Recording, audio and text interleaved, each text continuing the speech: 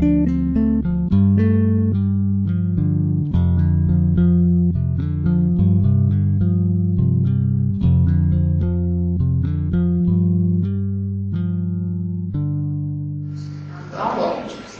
começar então. Hoje é continuidade do aconselhamento cristão. E quem veio na última aula que eu falei de aconselhamento cristão? Quem não veio? Só vocês dois? Três? Tá. Então eu tinha a impressão de que ia ter muita gente que ia voltar e alguém que não tinha visto. Então eu coloquei os primeiros slides só para a gente rever, relembrar como que é o mecanismo de ação de aconselhamento. Esse aconselhamento é feito baseado nesse livro aqui, ó, de aconselhamento pastoral. É lá da UDEA, tem lá na Casa da Missão. E essa autora aqui, ela orienta a gente a fazer algumas coisas baseado em alguns princípios que eu vou tentar mostrar para vocês aqui. É o guia, tem que levar o guia. Ouvir, sentar com a pessoa num lugar, num ambiente adequado, anotar tudo que você conversar e o caderno para anotar. Então prancheta, caneta, lugar adequado e ouvir o que a pessoa tem que falar. O G, guia, o U, caneta e o livrinho lá. Mas o fundamento disso tudo está na questão de você descobrir qual é a raiz do problema e não o fruto, o problema em si. A pessoa vai te contar uma história. Eu estou com uma maçã na mão, mas você vai ter que descer e descobrir qual é a raiz disso tudo, qual é a árvore, de onde veio esse problema, para poder reconhecer e tratar isso adequadamente. Não adianta ficar enxugando gelo, você tem que saber de onde vem a água que forma o gelo. É mais ou menos assim a questão. E para isso ela montou e a gente usa esse fluxograma de trabalho, que é o contexto de frutos e raízes mais comuns. Por exemplo, hoje nós vamos ver alguma coisa a respeito de falta de perdão, quais são as raízes mais comuns que vão acabar no fruto, falta de perdão. Passos que a gente precisa dar para ajudar nesse sentido, quando a gente detecta esse problema. Atividades de preparação para o mentoreado. O mentoreado é a pessoa com a qual você vai desenvolver o seu aconselhamento.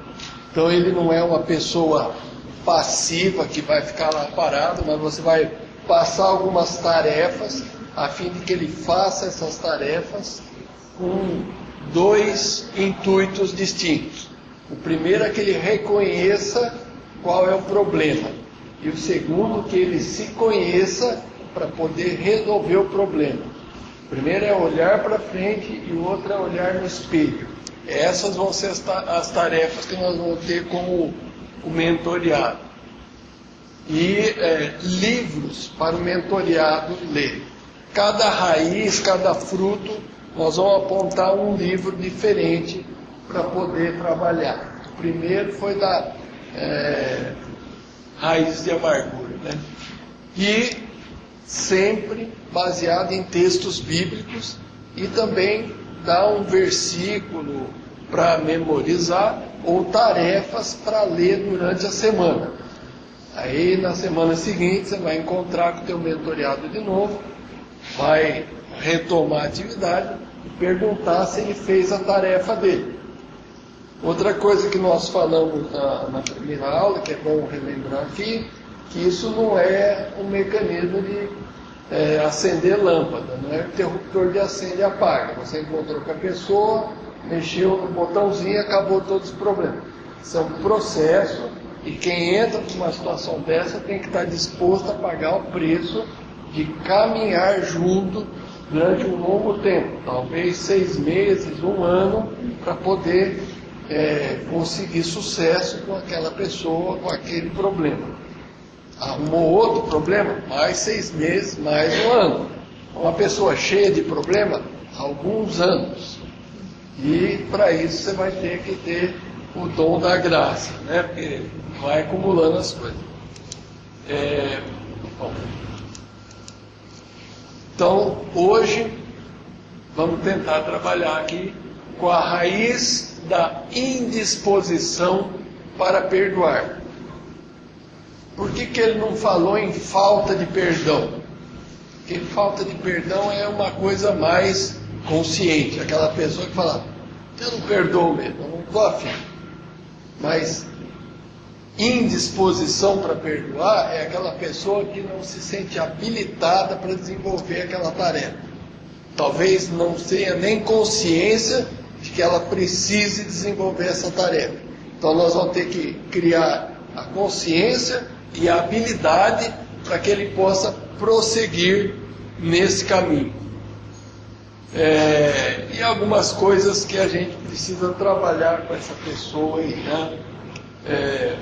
Uma borboleta e uma mão toda amarrada. Quando você libera o perdão, que é a borboleta, você deixa de ser o prisioneiro de você mesmo. Essa é a mensagem fundamental. Se você quiser libertar-se desse sentimento, você precisa liberar o perdão.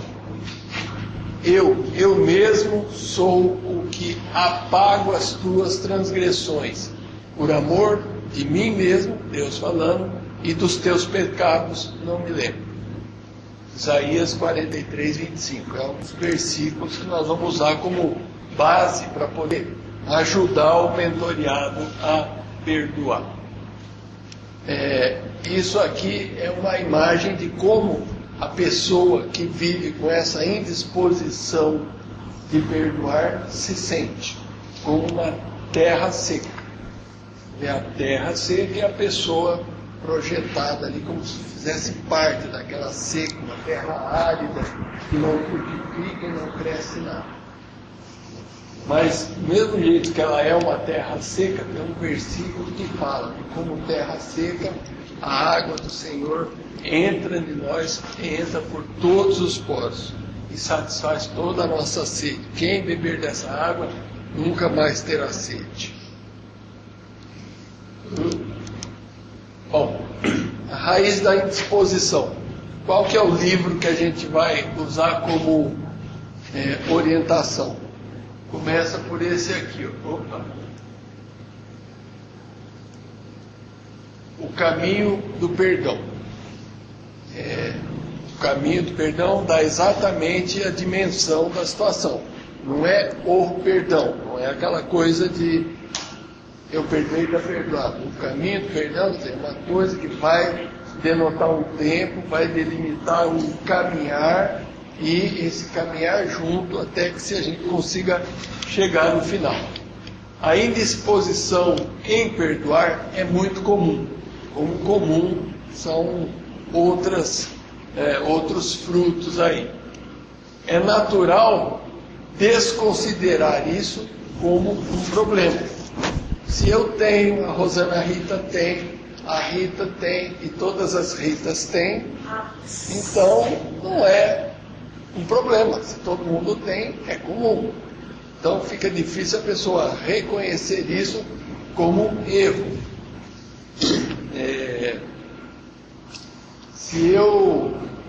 É como está caminhando a nossa sociedade. Muitos e muitos anos atrás, estar separado era uma coisa ruim. Hoje em dia, estar separado é uma coisa comum.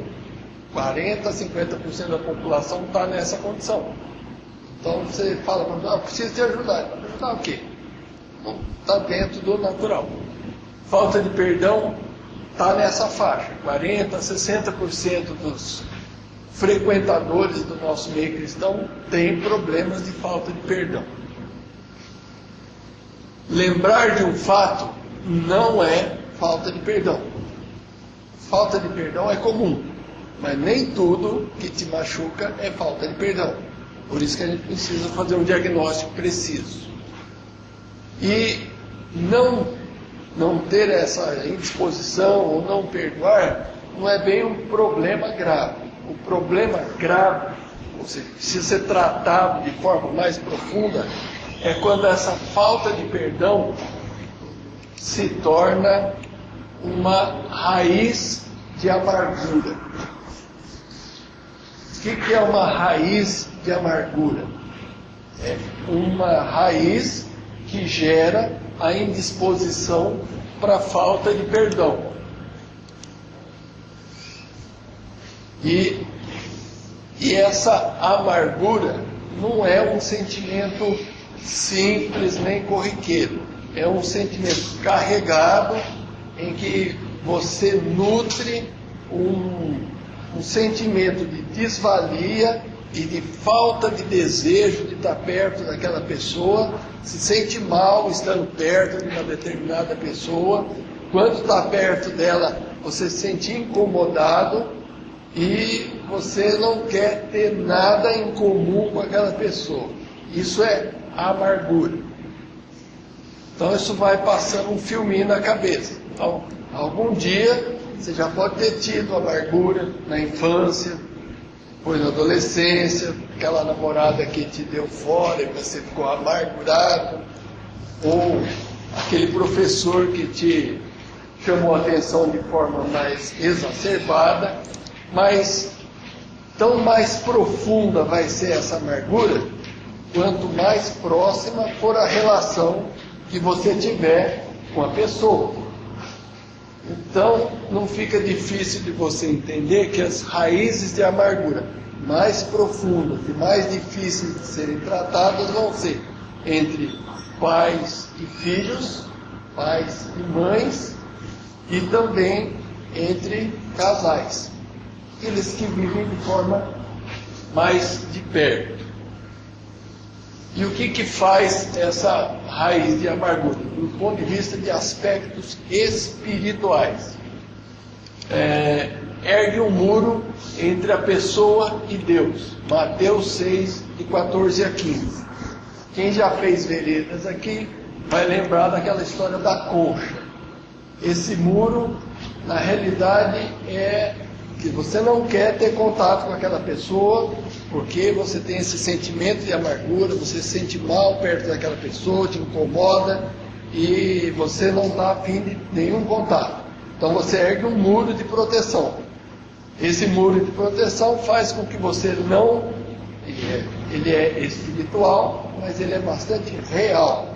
Você não vai expressar nada dos teus sentimentos para aquela pessoa.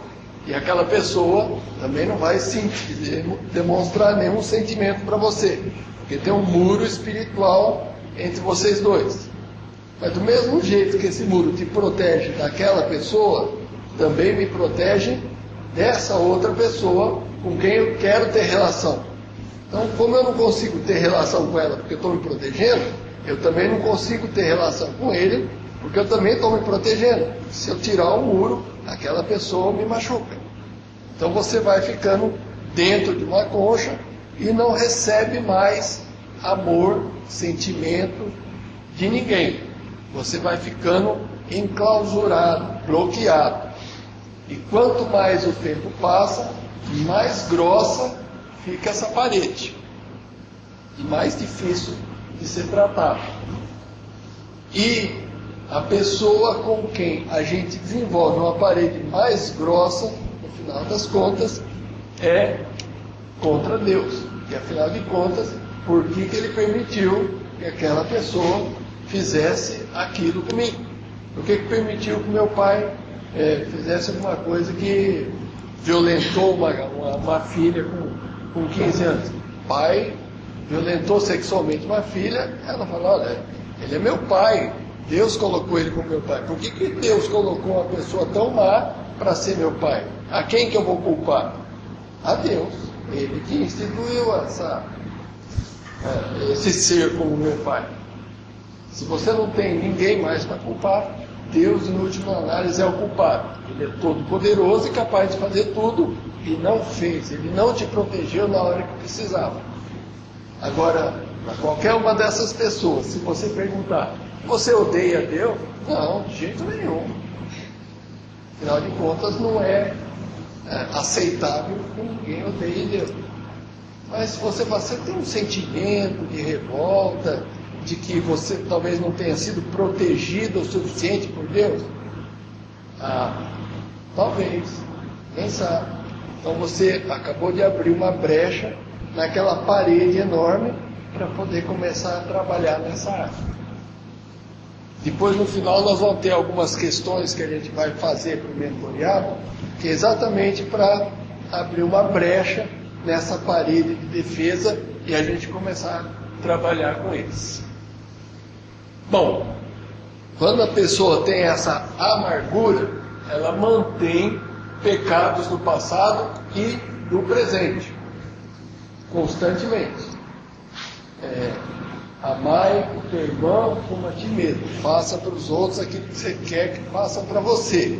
Se você coloca essa parede, se enclausura, você não quer amar a pessoa também não vai te amar, e você vai continuar replicando essa mesmo padrão de relacionamento de distância e isolamento com outras pessoas que querem te amar, mas não conseguem. Então você vai mantendo esse pecado como sendo uma joia da tua coroa. E isso pode acabar, até nós vamos ver na próxima aula, num certo orgulho de ser diferente dos outros. Não é que você é diferente, você é isolado do mundo. Entregar a causa a Deus, porque não temos capacidade de resolver aquela situação. Tem situações reais na nossa vida que nós vamos deparar com aconselhamento. Você vai ver que a pessoa não tem como controlar. Aliás, a gente não controla nada, mas ele tem a ideia de que a gente pode controlar algumas coisas. Por exemplo, nessa situação da menina que foi violentada pelo próprio pai. E ela vai querer saber onde é que estava Deus. Que Deus não impediu ela de ser violentada, ou porque não deu um outro pai, né? Ou porque não desceu um raio do céu e queimou a cabeça dele. Primeiro, que Deus é soberano. Segundo, porque ele não queria isso. Se a gente só elucubrando aqui, mais de 60% das pessoas que desenvolvem violência sexual contra crianças, às vezes até contra o próprio filho, são pessoas que sofreram violência sexual na infância. Eles estão replicando pecados do passado no presente. E nós não tratamos do problema lá na raiz. Por isso que ele vem acumulando e se replicando novamente. O agressor, na realidade, está fazendo alguma manifestação para poder preencher um vazio que tem na alma dele. Nós, enquanto igreja, não trabalhamos para poder preencher esse vazio. Então nós somos, de certa maneira, omissos por esses atos de abuso. Se a gente tivesse pleno conhecimento disso tudo, nós poderíamos estar atuando. Não atuamos. Mas eles são padrões de comportamento geracionais perpetuados. Mas teve uma mocinha que, trabalhando no Veredas lá, acabou confessando uma situação dessa. E aí o facilitador estava do lado, sentou do lado dela e perguntou para ela: eu não sei onde estava Deus nessa história. Você também não sabe. Vamos perguntar para ele? Vamos. Então, sentaram e oraram os dois, pedindo que o Espírito Santo revelasse para ela onde estava Deus. Então, não é a palavra de alguém que vai confortá-la, ou não é o que ela acha que vai confortá-la, mas é a manifestação do Espírito Santo na vida daquela pessoa que pode confortá-la. E ela teve a seguinte resposta: que Deus sabia que aquele pai era patológico, que ele também tinha passado por isso, e que na hora em que ele estava violentando a menina, ela viu fisicamente Cristo interposto entre ela e o pai. Antes de chegar a tocar nela, tocava no próprio Cristo. E aí, o mentoreador, não o mentoreado, mas o mentoreador, você acha que ele pode entender a sua dor? Estava lá. Doeu tanto nele quanto em você. Você acha que você pode entregar essa dor para ele levar para a cruz? Ele conhece a tua dor. Ele leva. E as coisas se curam. Mas a gente só vai chegar nesse nível de relacionamento com o mentoreado e nessa condição de poder entregar isso na cruz, se a gente conseguir aquele espaço na parede para poder trabalhar. E essa falta de perdão, do ponto de vista espiritual, afasta aquela pessoa do corpo de Cristo, porque ela vai estar sempre em pecado.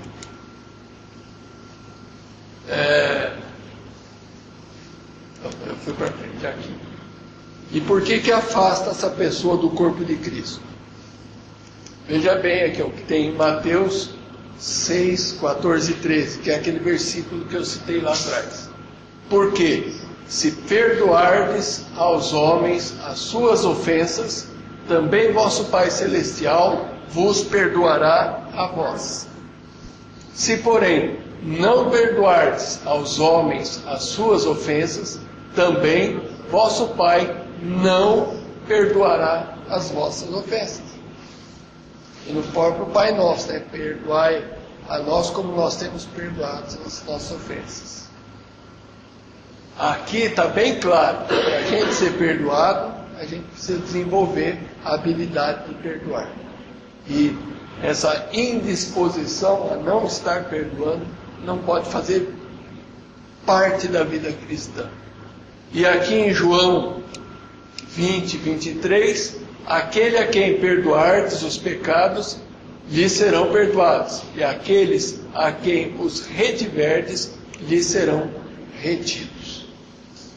Você retém o pecado das pessoas ou libera as pessoas no seu coração. Isso faz toda a diferença na vida cristã. A raiz da amargura. Vamos infiltrar um pouco, vamos estudar um pouco mais direto nela aqui. É a consequência direta da falta de perdão. É a parte mais profunda da raiz. Uma forte animosidade marcada por ressentimento, angustiado ou desdém. Você não dá valor nenhum àquela pessoa a quem você... Qual é o fruto dessa raiz de amargura? A pessoa tem raiva da pessoa, ira, difamação, malignidade e ódio. Bom, nós estamos no meio cristão, dificilmente você vai ficar vendo uma pessoa falar que eu tenho raiva de fulano, eu queria matar ciclano, eu quero que fulano se exploda, não quero nem saber dele. Mas existem situações mais sutis. A pessoa entra na igreja, olha para a direita, vê fulano. Tem um banquinho solto ali do lado de fulano, mas ele não quer sentar perto de fulano. Então ele pega e vai para o outro lado. Fulano está do teu lado. Aí o pastor fala, olha o teu irmão que está aí do teu lado e dá um abraço. Ele olha o fulano aqui, vira as costas, que eu vou abraçar esse cara. E vai lá na esquina abraçar o outro. Ou na hora de orar, fala assim, vamos orar em grupo, junte 2 ou 3 para você orar. Ele olha um, olha outro e tchum, vai para cá. Nunca está disposto a orar com aquela pessoa. O irmão vem te cumprimenta bem distante.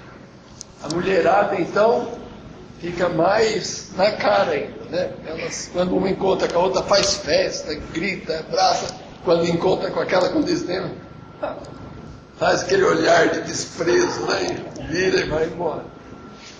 Isso não é coisa da nossa cabeça. Se vocês olharem com atenção, vocês vão ver muito isso no corpo.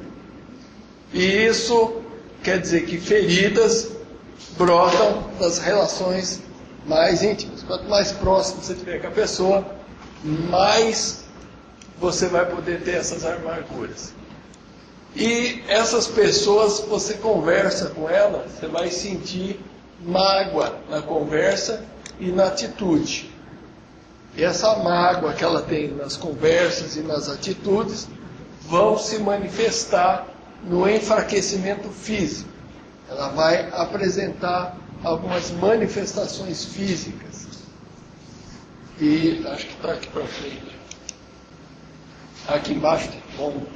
Essas manifestações, vou começar de baixo para cima, aqui fica mais fácil de entender. No físico, tem um psiquiatra americano chamado Macmillan, não é o John Mark Macmillan, cantor, mas é o Macmillan, e escreveu um livro junto com esse outro autor, o Stein, onde ele fala que é comum encontrar esse tipo de situação em pessoas que têm problema de amargura.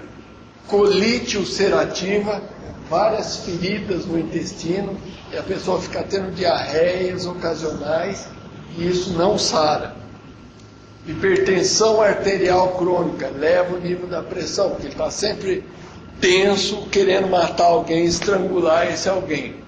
Alteração da hipófise, que é uma glândula que tem na cabeça, que pode incomodar o organismo todo, na suprarrenal, que está em cima do rim, e na tireoide.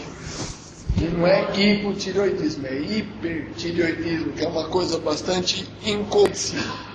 Então, alterações glandulares na pressão e no intestino. Isso parece coisa de medicina chinesa, né?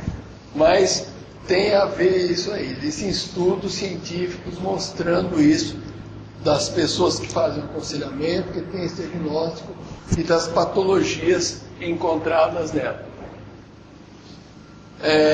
Do ponto de vista espiritual, nós já vimos algumas consequências, mas basicamente o que tem a ser levado em conta é que a amargura, a falta de perdão, vai contra o mandamento, contra uma orientação de Deus. Deus pediu para você perdoar e você não perdoa. E você não perdoa por quê? Porque você ama mais a si mesmo do que ao próprio Deus. Cristo fala, você me ama? Amo, então faz a minha vontade, né? Apacenta as minhas ovelhas. Você me ama? Ama, então apacenta as minhas ovelhas. Apacenta é trazer paz. Como é que você vai trazer paz para alguém que você odeia? Você me ama? Ama, apacenta as minhas ovelhas. Essa pessoa que você odeia é minha ovelha. Não quero apacentar essa pessoa. Amo mais a mim do que a Deus. Aí se você perguntar isso para a pessoa, ela vai falar, não, eu amo a Deus, eu amo a Deus. Isso está sendo trabalhado no subconsciente e você vai ter que trazer isso para o consciente, a fim de que ela possa se arrepender e mudar de atitude. O emocional se concentra tanto na pessoa que lhe infringiu a dor, que ela fica igual a ela. Lembra da história do pai que violentou a filha e que tinha sido violentado na sua infância? Ele ficou odiando tanto a pessoa que violentou ele na infância, que ele se tornou um violentador. Isso fica fácil de entender, principalmente para as mulheres, quando elas querem fazer regime. Se você quer fazer regime, você fica pensando o dia inteiro no seu inimigo. Eu não posso comer bombom. Eu não posso tomar um sorvete. Eu não posso. Você fica concentrando toda a sua energia naquilo que você não pode fazer. Aí chega no final da tarde, o que você faz? Abre a geladeira e ataca e come tudo que você não podia. E você fica igual ao seu inimigo. Você fica odiando aquela pessoa, falando, eu nunca vou ser assim, eu nunca vou ser assim, eu nunca vou ser assim. E aí você acaba sendo exatamente assim. Não tem? Fica fácil de entender com essa história do regime, né? Vou apagar aqui. Bom, e essa evolução da falta de perdão para a amargura, a gente precisa reconhecer que isso não é uma coisa fácil para a pessoa que está amargurada. Ela sofre com isso. Nós precisamos reconhecer esse sofrimento. E aqui tem algumas coisas para a gente pensar em termos de ilustração. Quando não compreendemos a dor, ela nos dilacera. Quando entendemos a finalidade, nós nos aperfeiçoamos. Nada acontece por acaso. Tudo tem um propósito. Você passou por um estreito, use aquele estreito para edificar a tua vida, porque isso vai te levar num patamar superior de relacionamento com Deus e com as outras pessoas. A dor pode ser só uma dor ou pode ser uma oportunidade para Deus agir na tua vida. Se a gente encarar a dor como uma oportunidade, nós vamos descobrir uma chave para entrar no coração, a chave do perdão. E como é que a gente pode tentar fazer isso? Essa pessoa que tem falta de perdão ou indisposição para perdoar, ela se importa muito pouco com os outros. São atitudes de desdém, né? Que nós falamos. Ou acho que vai chover. Não, mas vamos manter o acampamento assim mesmo. Não, mas nem todo mundo tem guarda-chuva. Não tem problema. Né? Ou como os discípulos, Senhor, tem 5.000 pessoas aí, não tem comida para todo mundo. Vamos mandar eles embora, que cada um se vira. Aí Jesus falou, filho, isso é amargura. Traz o que você tem que eu vou multiplicar. Vamos aproveitar essa dor para edificação, não para dispersão, não para uma diáspora. Se importar é fundamento cristão. Não se importar pode estar relacionado com a amargura. Não se importaram comigo. Aí eu foco. Aquela pessoa não se importou comigo. Não se importou comigo. Eu fui desprezado. Então também não me importo com os outros. Você foca tanto na pessoa que te fez mal que você se torna igual a ela. Você se importa muito pouco com os outros. Em pequenas coisas. E é muito melindroso. Como ninguém se importa comigo, qualquer coisa me machuca. Se eu deixei... e ele é possessivo e tem poucos amigos. Por que ele tem poucos amigos?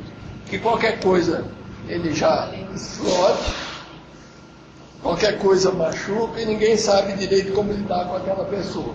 E tem aquela tal da parede que separa as pessoas dele, não permitindo ter um relacionamento mais profundo. Então são pessoas que você olha assim e fala, aquele cara não tem muitos amigos, parece que ele mantém uma distância de segurança de todo mundo. E quando alguém chega perto dele, não se sente bem. Acabou o culto, todo mundo se abraça, né? Aquele que eu sempre falo, o abraço do pastor Elcio, que dá 3 voltas assim, segura. Essa pessoa, se você for abraçar, mãozinha assim, ele te abraça com a mão no peito, já te empurrando para longe. Você não ficar muito perto. Se for dar um beijo nele, ele até limpa assim, mas o que é isso? Coisa feia e tal. Essa indisposição de estar muito próximo leva a esse isolamento. É ingrato. Você faz as coisas para ele, ele não reconhece. Porque ele é autossuficiente. Vive isolado. E é uma pessoa que guarda rancor. Melindroso, qualquer coisa incomoda. E essa coisa está anotada num caderninho de notas. O dia que você falar qualquer coisa para ele, ele fala, mas você, tem anotado aqui tudo que você fez de errado comigo. Você pisou na bola comigo, me fez mal, me desonrou. E principalmente quando ele toma uma atitude, você não pode ir contra ele, porque ele sempre está certo. Isso é característica de homem, né? O homem sempre está certo. O homem também fica um pouco mais isolado, o homem mantém um pouco mais de distância. Não digo que todos os homens são melindrosos, mas uma grande porção deles é. Por isso você já começa a entender que é mais comum homens terem falta de perdão e raiz de amargura do que mulheres. As mulheres são mais abertas, conversam mais, né? Se deixar duas mulheres sozinhas de manhã, quando chegar de tarde, uma sabe da infância da outra, já contaram a vida inteira. Deixar dois homens juntos, chegar de tarde, você falou, como que é o nome do teu amigo aí? Que amigo? Não conversaram nada. Mas é mais ou menos assim. Não sei se é só lá em casa que acontece isso.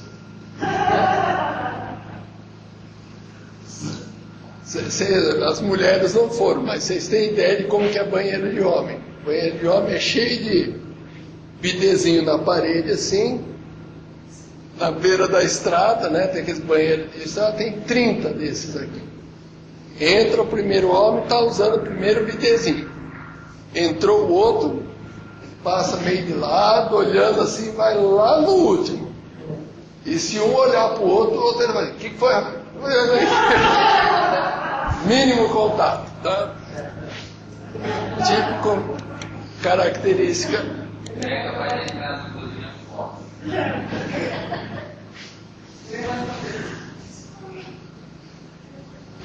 Bom, aí tinha aquele livro lá que chamava O Caminho do Perdão, que fala do processo em si, e esse livro aqui que chama A Arte de Perdoar, que fala das estratégias que a gente pode usar como mentoriado para poder levar ele a perdoar. A arte de perdoar. Isso também dá a entender que perdoar não é uma coisa de estalar os dedos e estar perdoado. Você precisa desenvolver uma capacidade. O que precisa estar presente no perdão e o que não pode estar presente no perdão? Coisas positivas e coisas negativas. Aqui eu fiz aquela ilustraçãozinha lá da chave do coração do perdão. E aqui a decisão. O perdão tem que ser levado a uma decisão. Essa decisão de perdoar é que vai estar contemplada nesse livro aqui, A Arte de Perdoar. Perdoar não é um sentimento, mas é uma tomada de posição. Eu decidi perdoar. Você perdoou hoje, você não vai estar sentindo nada diferente do que você estava sentindo 5 minutos atrás. Ao longo do tempo, vão acrescentar experiências na tua vida, aquela barreira some, os relacionamentos começam a aparecer, a pessoa com quem você resolveu perdoar, liberar o perdão, começa a se relacionar com você, você começa a formar uma nova imagem e construir um novo relacionamento, e aí as coisas começam a fluir, e isso demora um tempo, em torno aí de 6 meses, às vezes até 12 meses. Está aqui embaixo, um hiato de 6 a 12 meses para você colher frutos da decisão de perdoar. Então que fique bem claro, você tem que passar para o teu mentoriado. Isso não é um sentimento. Você não vai se sentir melhor daqui a pouco porque você decidiu perdoar. Mas você vai continuar sentindo as mesmas coisas por um bom tempo, só que você decidiu entregar isso na cruz. E aí Cristo vai fazer o que for necessário com aquele sentimento. E novos sentimentos vão entrar no teu coração. Se ele está preenchido por ódio e amargura, não vai entrar amor. Se você decidiu deixar a amargura de lado, tem espaço para o amor de Cristo entrar no teu coração. Perdão. Redescobre a humanidade da pessoa ofensora. Normalmente você odeia, ou está amargurado, ou tem mágoas profundas de uma pessoa, a imagem que você tem daquela pessoa é de um monstro, de um ser de outro planeta, poderoso, forte e que pode te massacrar a qualquer momento. Quando você decide perdoar, abre espaço para um relacionamento. E quando você começa a se relacionar novamente, você descobre que ele é um ser humano, como você, com falhas, mas com necessidades, com expectativas, com desejos, com frustrações. E isso te torna semelhante. Então você não odeia mais um monstro, você odeia uma pessoa que é igual a você. Bom, se eu não me odeio, eu me amo. Então se eu me amo e ele é igual a mim, então eu também posso amá-lo. Nesse sentido você consegue construir uma ponte entre o perdão e a reconciliação. Você abre mão da vingança. A pessoa que tem amargura, ela tem amargura por um determinado motivo. Você foi lesado financeiramente com uma pessoa. Então, inconsciente ou até conscientemente, você já arquitetou um plano em que você vai dar o troco. Aquele cara fez um negócio comigo, levou 10 mil, mas deixa ele comigo. Quando eu for fazer determinado, eu não vou chamar ele e ele vai ter um prejuízo maior do que esse. Ele podia trabalhar comigo e ganhar muito bem, mas eu não vou chamar ele e ele vai ficar excluído e não vai ter direito a ganhar nada. Coisinhas mais ou menos assim. Mas quando você deseja abrir mão da vingança, você abre espaço para o relacionamento. Então você deixa ele entrar na sua vida e fazer parte do seu dia a dia. E rever os seus próprios sentimentos para poder se relacionar. Agora, o que não é de perdão, que não é de Deus, reconhecer como correto o que foi feito. Você não precisa, a pessoa te violentou, você não precisa reconhecer que estava certo o que ele fez. Estava errado. Isso tem nome, é pecado. Quem cuida do pecado? É você ou é Deus? Deus. Então, entrega para Deus. Você não precisa achar que se a pessoa te roubou, que isso mudou de nome só porque você é cristão. Roubo e é pecado e ele vai pagar pelo pecado. Mas quem vai fazer isso é Deus, no tempo e no momento adequado. Não você. Você não é Deus. Não é desistir do direito de justiça. Se você tomou um prejuízo, você pode requerer que esse prejuízo seja ressarcido, desde que aquela pessoa tenha condições de te ressarcir. Você pode ir na justiça e fazer tudo, mas mantenha um relacionamento. Não é abrir mão, abrir a porta para mais dor, né? Criar confusão com a pessoa, né?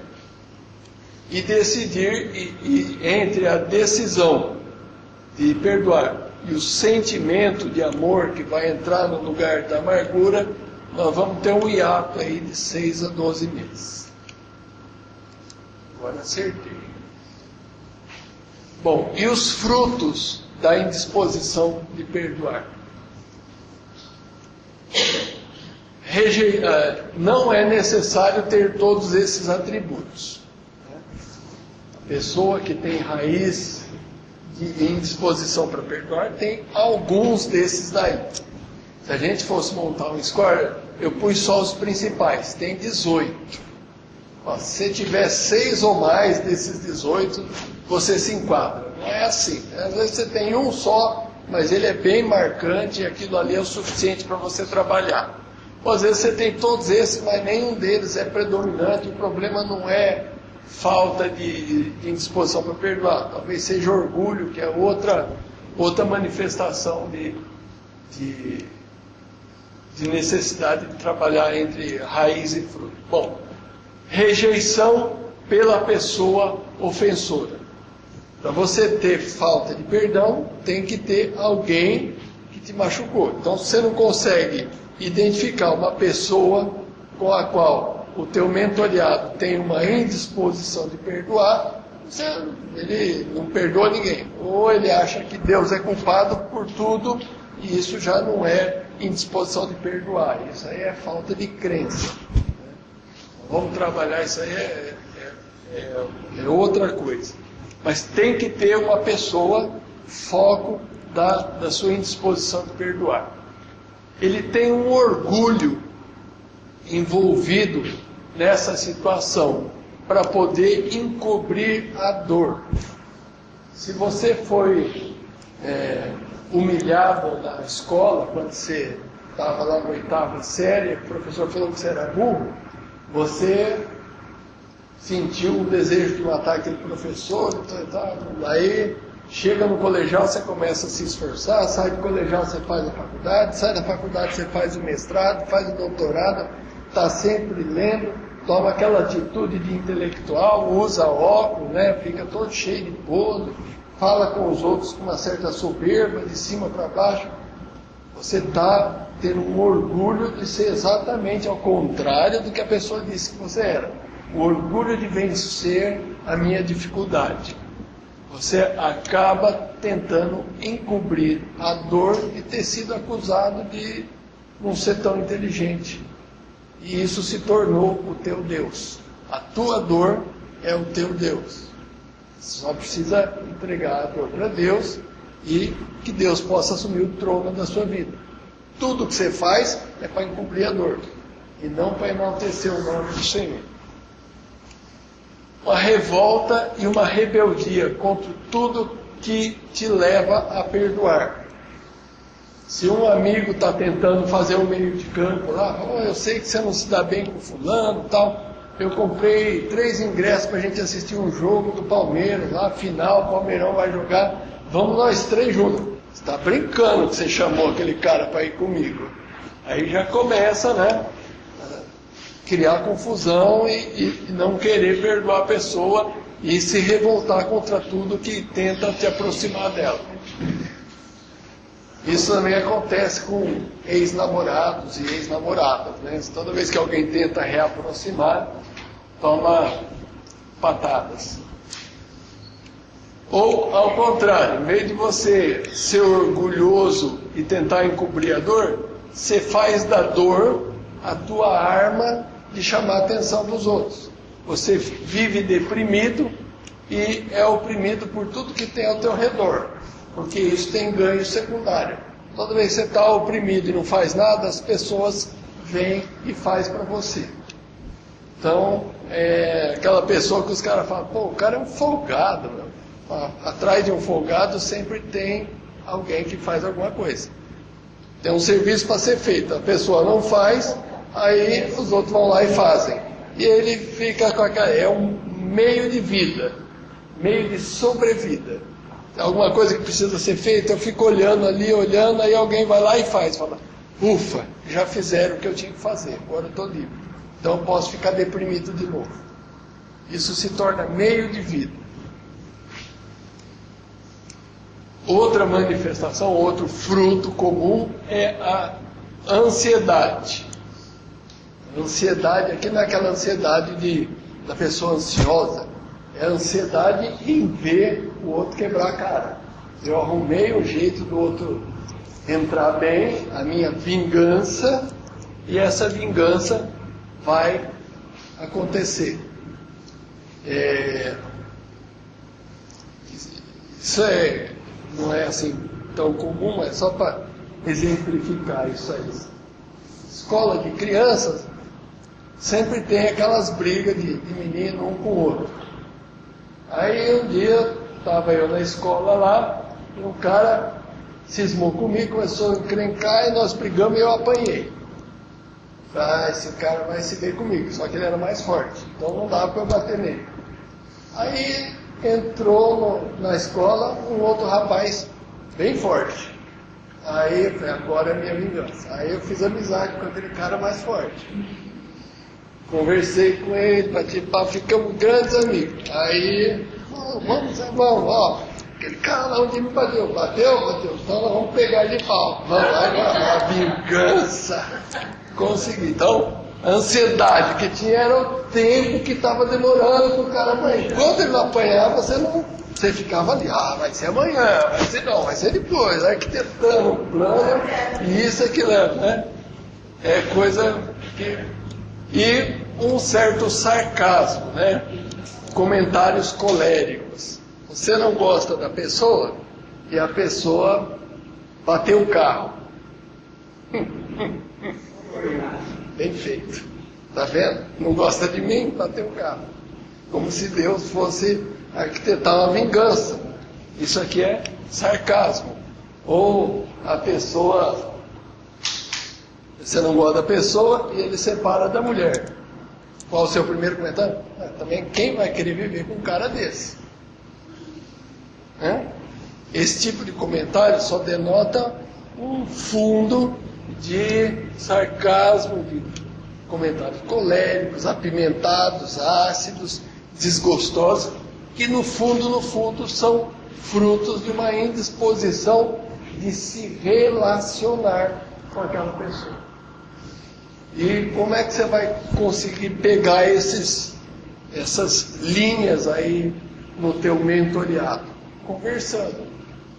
Fulano, o que você fala, fulano? Não, fulano, quero saber dele. Mas o que você sabe dele? Ele separou da mulher. Também morreu. O cara é um prazer. Canetinha e papel, sarcasmo.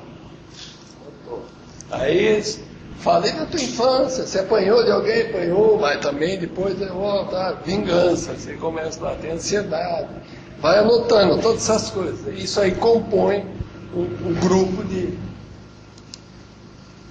E passos para ajudar o teu mentoreado que tem falta de perdão. Primeiro, você precisa revelar a ele, que ele tem falta de perdão. E como revelar ao teu mentoreado que isso acontece?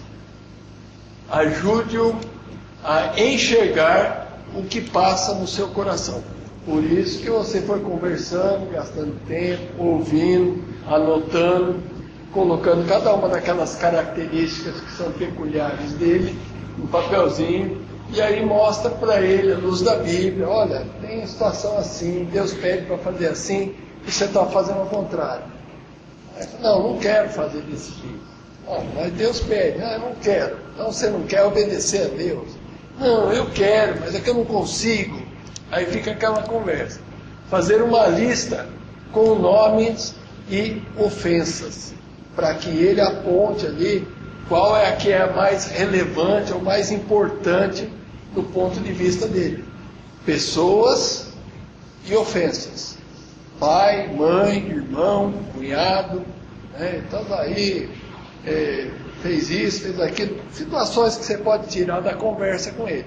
E pede para ele enumerar, dando graus de valor. Esse aqui é o número 1, é o meu inimigo número 1. Esse aqui são todas as coisas que ele fez comigo. Você coloca uma lista de 5 pessoas aqui do relacionamento dele, e 5 atitudes contrárias à vida dele. Ele enumerou um só aqui, e 4 dessas atitudes contra uma única pessoa. Nós conseguimos ver que ele tem uma única pessoa, que é o foco da ofensa contra ele, e todos os sentimentos negativos voltados contra aquela pessoa. Está feito um diagnóstico. Falta de disposição de perdoar. Confessar e pedir perdão, in locus. Então, se você conseguiu chegar a essa conclusão com ele, de que existe uma pessoa que é a ofensora, com a qual ele nutre um desprezo, uma rebeldia em perdoar, você vai levar ele à presença do Senhor, orar com ele, gastar alguns tempos. Isso não vai ser na primeira reunião, talvez 3 ou 4. Aí você vai pedir para que ele vá lá pedir perdão. Tem uma moça que começou a frequentar a nossa cela, e ela tinha tido um problema no relacionamento conjugal dela, e ela acabou se casando com um senhor, mas antes de casar com aquele senhor, ela viveu em adultério com ele durante um tempo. Aí casou. Aí teve uma conversão verdadeira, entrou e começou a trabalhar, Cristo começou a trabalhar no coração dela, começou a conhecer o Senhor, começou a conhecer o amor de Deus. E isso passou 8 meses. Nesses 8 meses, Cristo falou no coração dela de forma tão poderosa, que sem ninguém pedir nada para ela. Ela ouviu a voz de Deus e foi procurar a ex-esposa, o marido, e pedir perdão para ela, porque ela estava adulterando com o marido dela na época em que eles se conheciam. Diz que a moça não entendeu nada. Ela não é cristã, é espírita e tal, mas não entendeu nada. Mas só dela ter tido essa atitude de ser convencida da justiça e do pecado de Deus e ir em loco pedir perdão, mudou completamente o nível de relacionamento atual dela com o marido e com os filhos. Que no fundo ela se achava indigna de ser a progenitora de algumas crianças e dar princípios de vida para as crianças se ela não tinha tido isso como forma de caráter.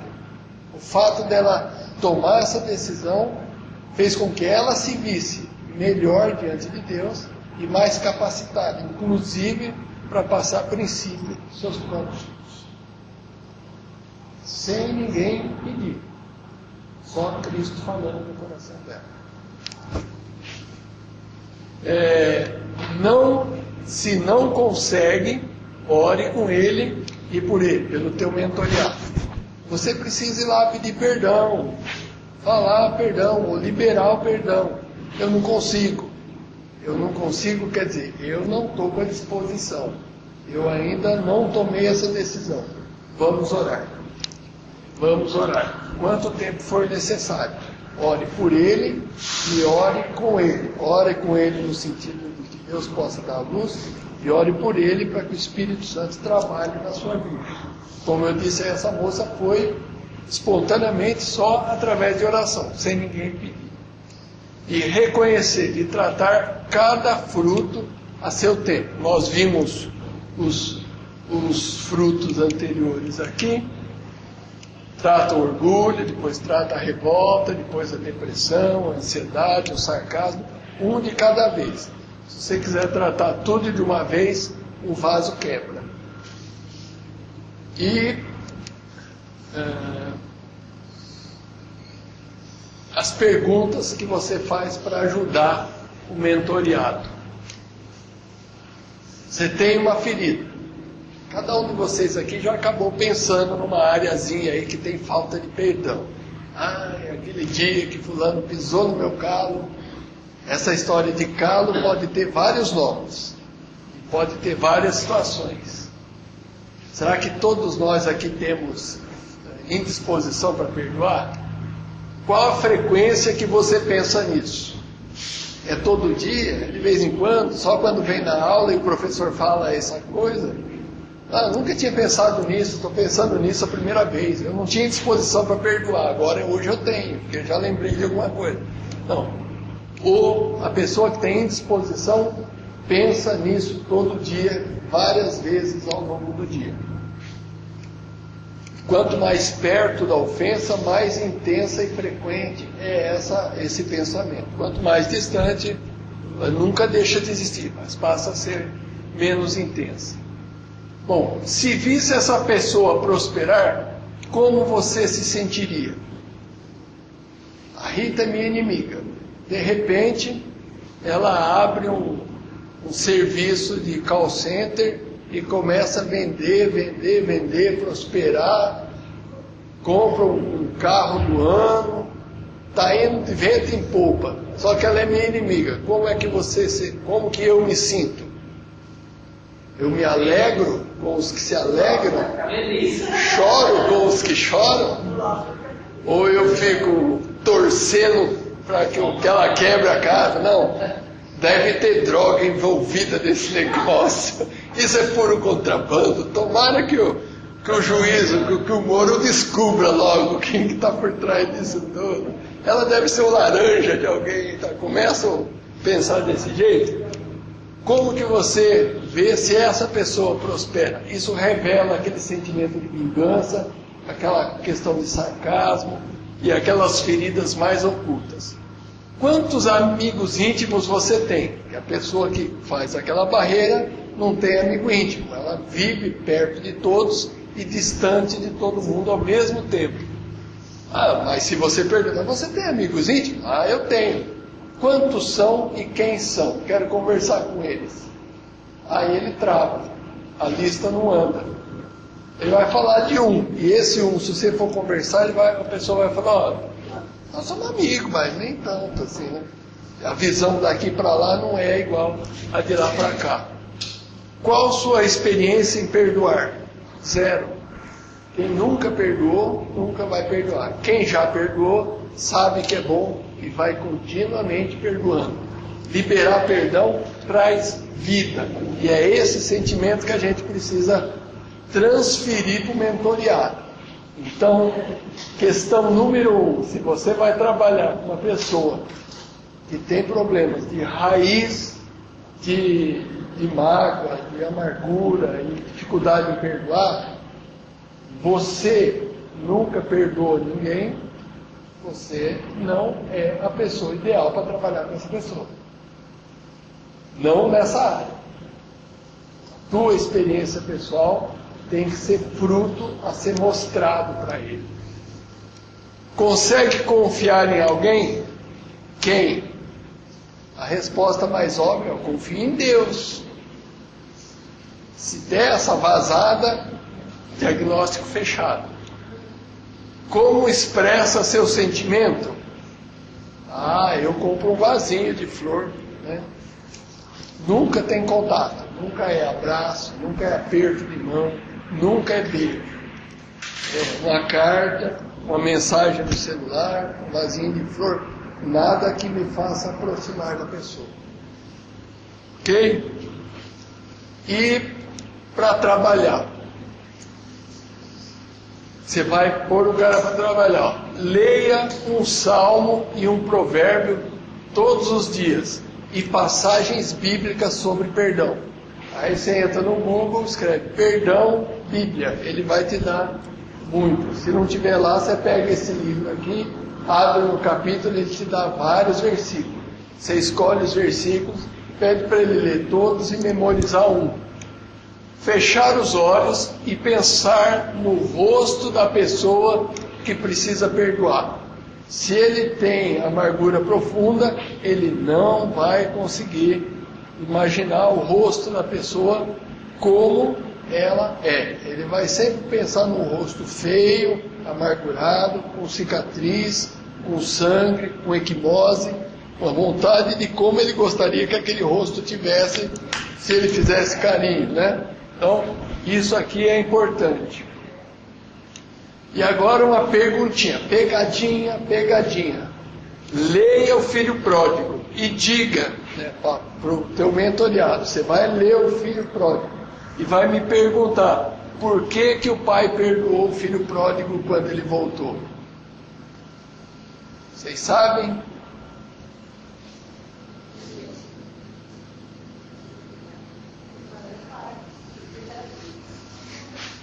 É uma coisa interessante. Se pegar uma pessoa que tem problema de amargura e de perdão, ele lê o Filho Pródigo, você pergunta, por que que o pai perdoou? Não sei. Eu não sei. É um sentimento que eu nunca vivi, então não tem como expressar. Se você já passou por essa experiência, você vai ler e falar, eu entendo o que é isso. Eu já passei por isso. Por que ele leu? Porque é bom perdoar. É simples assim. Perdoar faz bem. E por que ele não perdoou? Não sei. Eu nunca experimentei. Aqui, ó, legal essa aqui, ó. Lista de pessoas e situações para serem perdoadas. Isso é bom na vida do novo cristão, né? Quando o cara se converte, fala, ó, vamos perdoar todo mundo. Então ele faz uma lista de pessoas ele tem que sair pedindo perdão. E aí ele está propenso a liberar perdão, porque ele está cheio do amor de Cristo. Lista de seus pecados perdoados por Deus. Aí a coisa fica mais fácil. Eu posso perdoar o pecado de todo mundo, mas eu tenho que saber que os meus pecados também foram perdoados. E por serem perdoados, eu me sinto leve e me sinto digno de perdoar. Se você não souber que Deus te perdoa, como que você vai conseguir perdoar os outros? Então essa listinha aqui você começa a trabalhar, abriu a brecha, aí você começa a conversar mais diretamente com o mentoriado. Versículos, exemplos de versículos para ele mentorear. Toda a amargura. Amargura, você vai bater com ele e explicar direitinho o que é amargura, para ele saber que a amargura faz parte da vida dele. Toda amargura, ira, cólera, gritaria, blasfêmia e toda malícia sejam tirados dentre vós.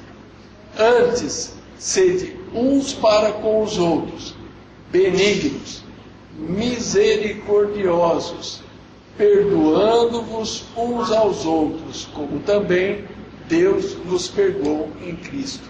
Deus me perdoa, eu experimento o sentimento de ser digno, de ser perdoado, e aí eu vou ser capaz de perdoar os outros. Deus me perdoa, eu perdoo os outros e cumpro as ordenanças. Efésios 4, 31 a 32. E aqui Mateus 5, 44 e 45. Eu, porém, vos digo, amai a vossos inimigos, bendizei os que vos maldizem, fazei bem ao que vos odeiam, e orai pelos que maltratam e vos perseguem, para que sejais filhos do vosso Pai que está nos céus. Porque faz o que o sol se levante sobre maus e bons, e a chuva desça sobre justos e injustos. Se eu amo a quem me ama, que o que eu estou fazendo a mais do que os próprios plebeus, né? Tem que amar aqueles que me odeiam. E aí vou juntar brasas sobre a cabeça deles. E vou saber que Deus está no controle de todas as coisas. Amém?